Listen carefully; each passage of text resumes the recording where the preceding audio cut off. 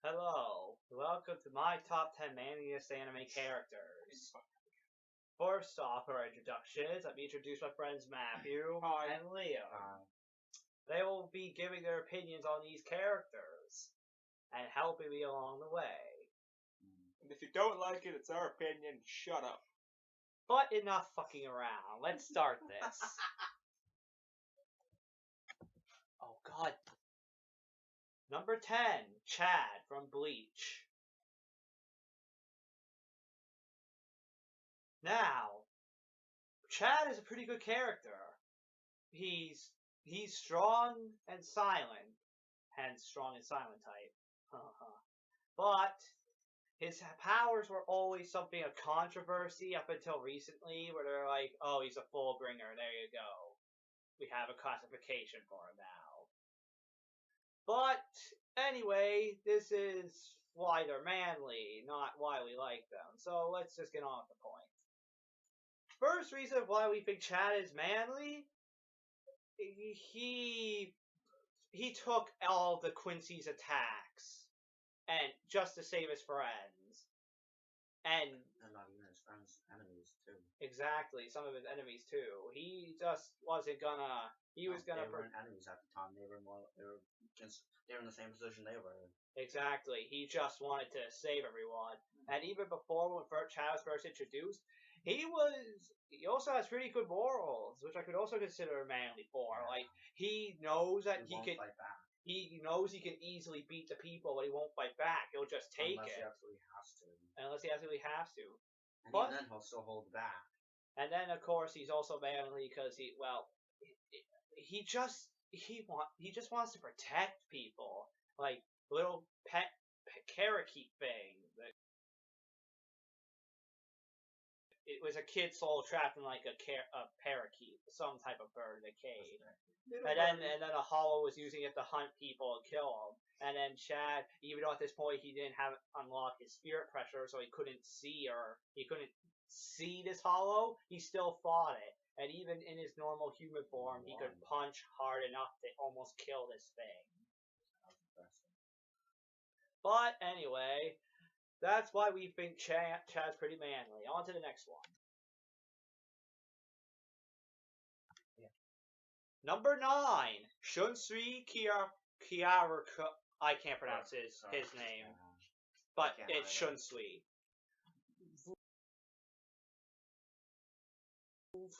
Shunsui is so badass. He has 2 Zonpak toe spirits. He's a dual wielder. Rare among them. Rare among them. Very rare. Only 4 up to date. Exactly. Yeah. There's 4. Yeah. Anyway, though, why do we think he's manly?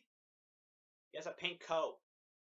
Only a true man. That thing. Only a true man can wear the pink coat. And still look badass. And still take him seriously to the point of he's the exactly. Yeah. We also think he's pretty manly because he just in general looks like a manly type of dude. He has his beard, he has long ponytailed hair. Personally, one of my reasons I find he's manly is the fact that he doesn't seem like the type of person that you could ever take seriously or would know anything, but he always knows what's happening and knows how to deal with the situation at hand. And with ease at that. Yeah. He seems like a dumbass, but he knows what he's doing. One of the smartest people in Soul Society. Exactly. And the main reason we absolutely think he's manly, Yamamoto dies. He gets killed by Jubok. Everyone is shitting their pants, pretty much. They're flipping out. They're all arguing amongst each other, complaining that the other one should have been the one to save them, and exactly. They're just arguing. And Shunsui's like, all of you, shut up, get your head straight, and prepare for battle. We have a serious threat to deal with, and we're going to deal with it. We will mourn for Yamamoto later. And now it's time to kill some Quincy. And he essentially just takes the place as the head captain. And one of the reasons I find him to be another reason is because he tells Central 46 off with their own rules.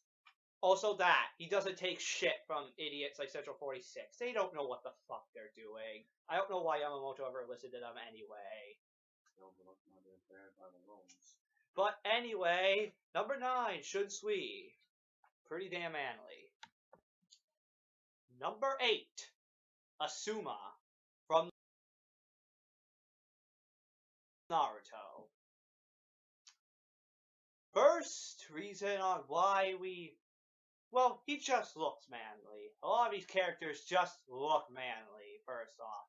But one of the main reasons we think he's manly is the actual lessons he teaches his students. They're not just, like, combat lessons. He teaches them life lessons, too. Like, For example, one of the very last thing he taught them, was that if they ever had to face something that they just couldn't bear themselves to do it, get over it and do it. You have no choice, or you will die if you can't. You have to do whatever it takes, regardless of how painful it will be in the end. Deal with it after you're done with it. exactly. Which comes up when he comes back again, they have to fight him again. They don't want to, but Shikamaru repeats the words once again. Actually, a kick in the dick. Yeah. That's just a kick in the dick. Yeah. They don't And have to choose, die or be killed. Be killed in place. And I think he would have been a pretty good dad, but unfortunately he got killed in. The month I did club before. Yeah, but I'm going to say, he got killed. He did not deserve to be killed like that. Freaking Hedon's ridiculous, honestly. Like, how there aren't more people like that just walking around. Nobody can want because he slaughtered them. The thing is, that or probably the fact that, the price of being in this version is killing you. Not everybody can just straight up kill like he can. Yeah, but anyway, number 8, Asuma. Number 7, Mikasa from Attack on Titan. Did we forget to mention this list doesn't just include men? Yeah. So, yeah. There's different types of manliness. Exactly. First point of why we think Mikasa's manly, she murdered somebody when she was about 6 or 8. Well, she mans up, and it's like most kids would be like, okay, yeah, oh my god, my parents are dead. No, get all depressed. She's like, because of Eren, she's like... She's literally not given the choice. It's exactly. either, stab this guy, or I'm going to become a slave. Exactly. Yeah, she's able to realize at a young age of it's kill or be killed. But anyway, actual reasons why we think she's manly... She has way more balls than most men in the show. Like, she will free Titans. That's nothing. While everyone else is pissing their pants. She's also not afraid to go after Titans. Exactly. She's not afraid to stand up to people that are way above her in rank. And she wanted to kick the shit out of Levi because he was, kicking the shit out of Eren. Who deserved it at the moment, but it was actually saving him. It was, but she still... No, she was ready to go after anyone that would hurt Eren. She didn't care who it was. Exactly. She would have fought the whole damn army. She actually mentioned that she would if they wanted to start something. Yeah. But then Pixel showed them and said, wait a moment. Well, this is way too much. Well, that's Pixel. That's completely different. Another point of manliness comes from the fact that, oh my god, she's so ripped that she puts the other men to shame. Men, no, they're like friggin' boys. They're marshmallows to her. They're like 10-year-old boys that haven't hit puberty yet. And she's like friggin' Arnold Schwarzenegger on steroids. I'll say. Yeah. But anyway, number 7, Mikasa. Number 6 means being a man! Guess what? Number 6 is Elfman Strauss from Fairy Tail. Oh, this guy. Gotta love him. He's all about being a man. And being... man this, man that, being this as a man, being that as a man. I love them. Even if you're a woman. Even he actually said that once. He was like, being a woman is a man, and everyone was like, what the fuck? What are you talking about? I think one of the main reasons I found him I liked the fact that how I found him to be one of the most manliest people I've seen is the fact that I guess it's not so much being manly, but how he restricts himself from using his full ability because he thought he had killed his sister. I respect him as a man for that because he knows well enough that if he tried killing all out, he could kill everyone he cared about. But he's much of a man to risk his own life in order to save one person. Exactly. Another reason we actually think he's pretty manly is He's fucking ripped. No, we're not basing this on if they're ripped or not. No, that one can. Because everything from like muscle men was one. But yeah, but but another reason we think he's manly is he will not let people basically threaten his sister or anyone at that. Yeah, like Bacchus is like, oh, you want to make a bet? I win. I get them both for the night. And he's like, as a man, there are just some things I cannot let slide. And then he fights an opponent who everyone thinks he's gonna lose. Because this guy he's used on to par with Urza, who was one of the best at the time. And basically through pure willpower and endurance, he actually beat Bacchus. And everyone was like, oh my god, he just beat Bacchus. And smarts, right? I mean, you have to be smart enough.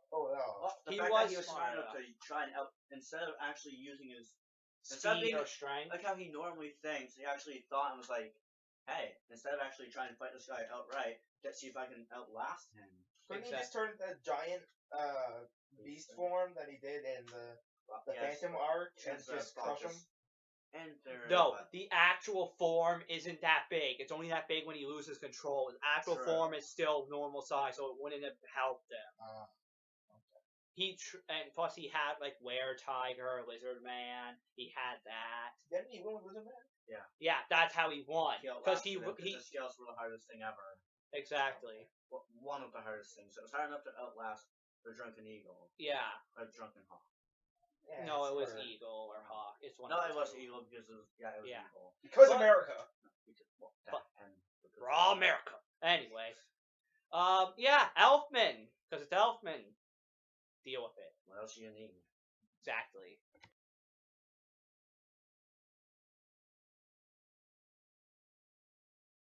Number 5 is my personal favorite, Levi Ackerman from Attack on Titan, the sexy man beast that he is. What the? Okay, whatever. Yes, number 5 is Captain Levi.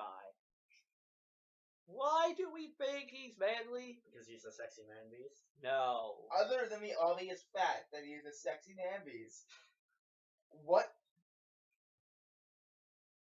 makes him manly exactly? The fact that he is the most monotone person I've ever seen, but still gets all of his points across in the matter of that absolutely nobody wants to full on fuck with him.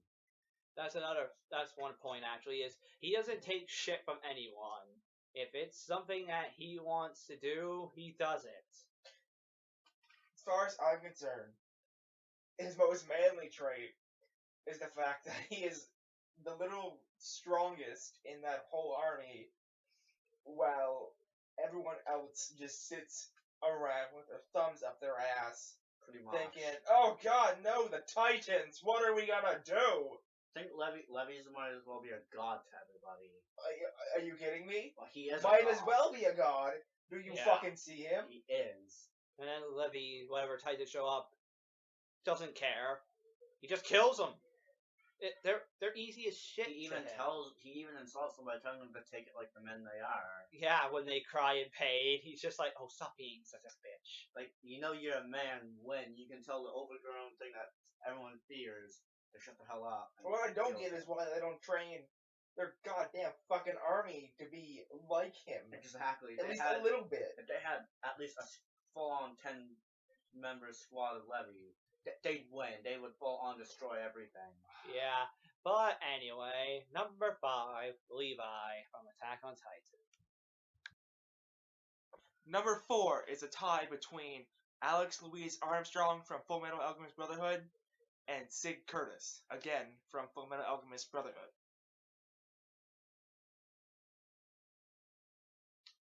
Well, how could we not put these guys in this list? Together at that. I mean, like, come on, look at Armstrong. What, like, Elfman? He's all about the whole manliness. Yeah. Twinkle, twinkle, sparkle. No. So, guys, what do you think about him? Okay. Personally, Armstrong is one of my favorite characters from the show because, bit off topic, but he's just so entertaining, his reactions to everything. But I find him manly because it's more so how he reacts to everything that it's just, he's so much of a man, but he's more like a woman than anything, in all honesty, when it comes down to it. But when it comes to fighting, he's by far one of the most manliest characters I've ever seen. Yes. Per se, it's just, I said that wrong. Anyway, It's he doesn't really do anything at all for most of the series, but just the fact that him existing and how he handles things, he's one of those manliest characters because he doesn't have to really. He's just the typical workshop meat kind of guy. In my opinion, on Sig, is for most of the story, he's more of an emotional support for his wife Izumi, and really he doesn't see any action except for one fight, and it all comes through in that one fight when he. I'm not gonna spoil it, but if you ever watch it, please. do it. But we think Sig's pretty manly, but we also think Armstrong's very manly. Armstrong, it's just it's the same thing with Elfman. He's all about being a man and do things manly, and it's hilarious.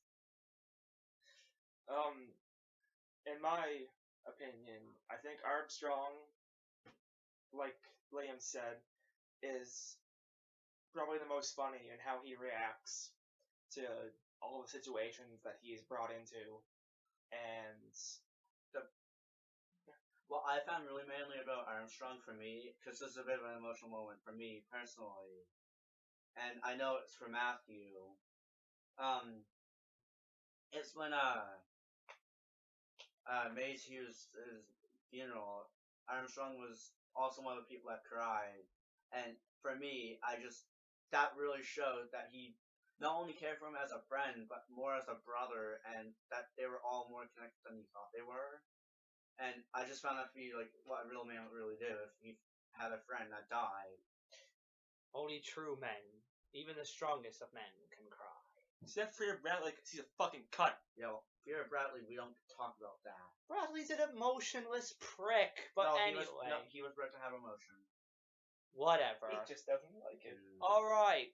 We can edit that part out. Next, that was next on our list. Number 3, Edward Newgate, or Whitebeard, from One Piece. Where do I begin with how manly this guy is? Okay, I'll start off with, he will not let anyone hurt his friends. You mess with his friends, he will kick your ass. He will hunt you down, kick your ass. I love it. Like, he will not let anyone, whoever they are, will hunt you down. Don't you mean quick their ass? Yes. Boom, you're dead. But, second point, his crew. He literally loves them. He treats them like, not like a crew, but as if they're all his sons. They're the family he never had. Like, yeah, it's never clarified whether he's, like, sterile and he can't have his own kids or if he never got around to it, but he treats his crew like his family. His literal family. Another reason we like him, he is very forgiving. for like you'd think he would be like the type that would You betray me, you get killed. yeah, but no, like Squard stabs him in the chest and he's just hugs him and he's like, I'm sorry I made you doubt me, and then proceeds to join the fight because at this point in Marineford he was standing around not doing anything because his sons wanted him to, and at this point he was like, okay, Kainu, you've been trying to turn my sons against me. I'm joining the battle now. Fuck you. Yeah, but you forget, this is his son, though. A father always forgives his son, no matter what stupid thing he's ever done. But if it was somebody he had his alliance, if he was in an alliance with somebody, say like what's the beast pirate name? Kaido? Yeah. If he was in an alliance with Kaido, and said Kaido backstab him, he would not be walking away alive, no matter what. Exactly. Like even like Whitebeard has a weird way of doing things too. Sometimes like Ace thinks, oh, I just ran off from the crew. I've forsaken my crew. They're all gonna hate me. They're all gonna leave me to die, whatever. Because Ace has that fortunate thing where he just thinks no one wants him to live. Whitebeard shows up. He's like, you better not have touched it, hurt him. Well, he said, like, you better not have touched the hair on his head. Yeah. But he's like, you better not have hurt him. And Ace is like, what are you doing here? I disobeyed your orders. Why did you come for somebody useless like me? And he's like you said. He just said, because you're my son. And how, I also think he's manly because one of his greatest enemies, or allies, it's never specified, Roger, they were considered rivals, whatever, but Roger, his son, most people say if they found Roger's son they would kill him. Whitebeard, you're joining my crew, you don't have a say in the matter, I'm not letting the son of Roger die. What I liked was that Roger was so willing to tell Whitebeard where One Piece was, and he even told him, no, that ruined the fun of trying to find it. Exactly. I mean, what's a pirate without adventure? Exactly. What's a pirate without adventure? But I don't even think it was that for Whitebeard. I think it was more so just the fact that if he knew, there'd be no point. He could easily claim any time and not let the other generation find out. Yeah, but you forget. He knew he was on his end. Yes, but you forget they're rivals, though. No, I get that. If Roger just came out and told Whitebeard that this is my treasure, go and find it, I don't think Whitebeard would be too happy. Yeah, probably not. Not to mention, Whitebeard's such a tank. He takes so many attacks. It's ridiculous. And he died standing up. With a giant hole in his chest. Two. Oh, my bad, two. Well, actually, in the manga, it was one because Akainu's second hole wasn't supposed to hit him in the chest. It was supposed to melt half his face off, not half his mustache. Right. But they had to censor that because that would be really, really gory. But bullshit. Anyway, one of the things I liked was that Whitebeard had cried one tear when Ace had died, and then he proceeded to destroy the other team. Even as didn't Shanks say it? Even the strongest of men cry sometimes, not because they're weak, but because they're true men. Yeah, and that's what I liked about it was that he actually cared enough that, unlike every other pirate who wouldn't have even gave a damn, he was like, "You just killed my son. I'm not letting you get away like with this." Yeah. And Akainu shit his pants when he knew Whitebeard was right behind him. That look on his face was the best. That scene was epic. Except he still lived! Unfortunately. How do you survive that? I think my own personal reason for why I find him extremely manly and overall badass is he can sink mostly anything with just a swing of his arm. Yeah, that was impressive. Yeah. I didn't like One Piece at first because I never gave it a shot and I came in halfway through the series. Then I actually went back and watched it after a lot of my friends, these two, and just told me it was decent enough to watch. So yes, and then you were mostly what's the word? Skeptical. Skeptical and true. You were told mostly the best parts or what people thought were the best parts. I was told the best parts. I just didn't realize that they were the best part about One Piece is the adventure. No woman. Shh. Those also help. Aye, aye, aye. But anyway, that's number 3, Whitebeard. On to the next.